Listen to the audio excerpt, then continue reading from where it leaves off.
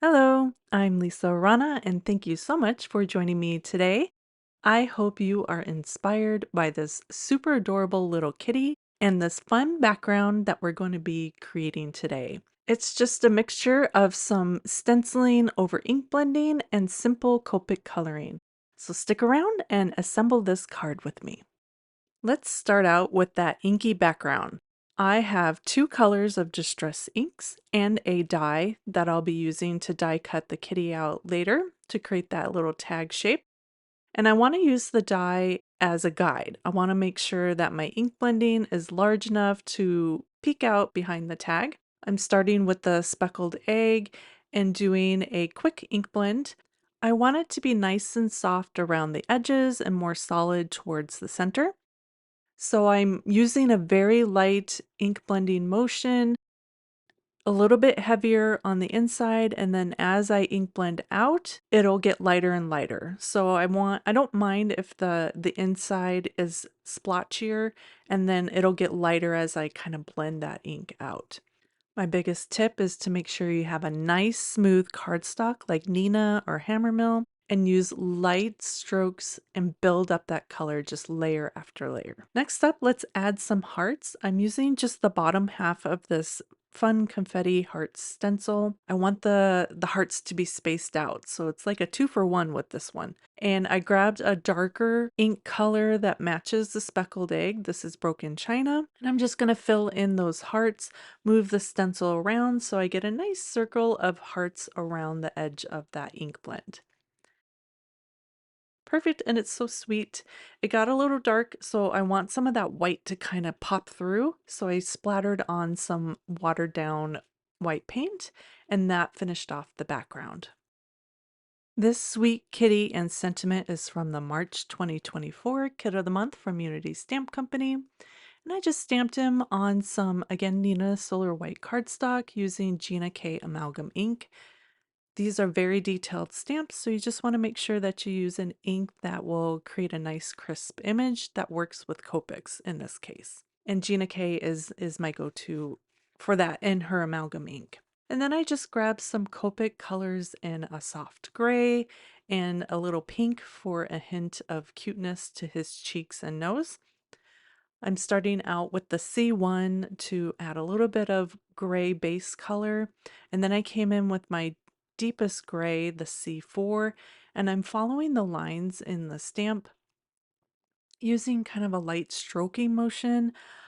I'm a colorer that doesn't like to really focus on being too detailed. I'm a quick colorer. I don't like to spend a lot of time, but I am using light strokes and then I'm just building up the color layer after layer. I don't want to lose too much of the white for the kitty. I had a kitty cat when I grew up named Milky Joe after the Little Women's cat in the book, and he was a Siamese, and so that's the kind of the look that I'm going for with the grays. And I'm just building up the color lightly and using the C0 at the end to really blend everything together and lighten it up. And don't forget the shadow underneath. I'm starting with the C4 and then I'll lighten that up with the C1. And he was really super simple to color. You don't want to get too detailed and heavy with your coloring, or otherwise you'll lose that white. And then I came in with R20, added a little bit of pink to his nose and cheeks just because we can. And then I blended that out with the C0 to kind of blend them into the kitty cat.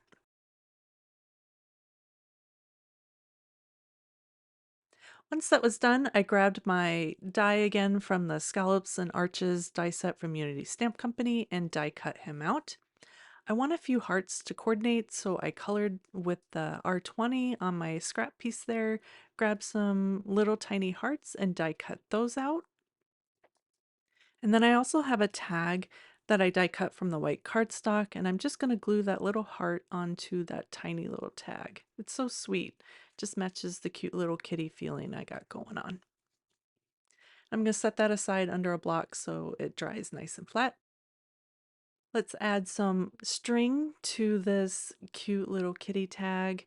I'm going to tie a loopy bow. I just wrap that around my fingers, grab the tail and put it over my thumb and between my fingers, pull it around, and then slide that tail under the string that I had wrapped over my thumb. And that creates a cute little loopy bow. Just gonna play with the tails and pull on things so I get it to the size that I like. Slide that little tag in and up and under, and then kind of get an idea of where I wanted to place this. I thought about maybe the top or the bottom, but in the end, I decided I wanted it off to the side a little bit. And in order for it to kind of finish off the look of the string, I wrapped another piece of twine around the top, secured the ends behind the tag with some tape adhesive, and that just keeps it in place. And then I'll glue the loopy bow right on top of that with a good amount of liquid glue, hold that in place for a little bit, and make sure that gets a nice adhesion, and that really holds the bow and the tag in place so it doesn't fall off or move. And here he is. It's so super cute. I just think this tag could go on anything. Let's layer everything up. I took my background and just trimmed it down so it's slightly smaller than my card base, which is 4¼ by 5½. Pop that up right in the center, add some foam tape behind the tag, and pop that right in the center of my ink blending. And that finished everything off. This was so easy to make and just super cute. I think you could change the sentiment out and it could be for anything like a thank you, a hello card, just anything to brighten somebody's day. Check out the description on the video or my blog, dollhouse-designs.com, for all the supplies I used today. Thank you so much for joining me. Be sure to like and subscribe to catch all my future video tutorials, and I hope you have a wonderful day.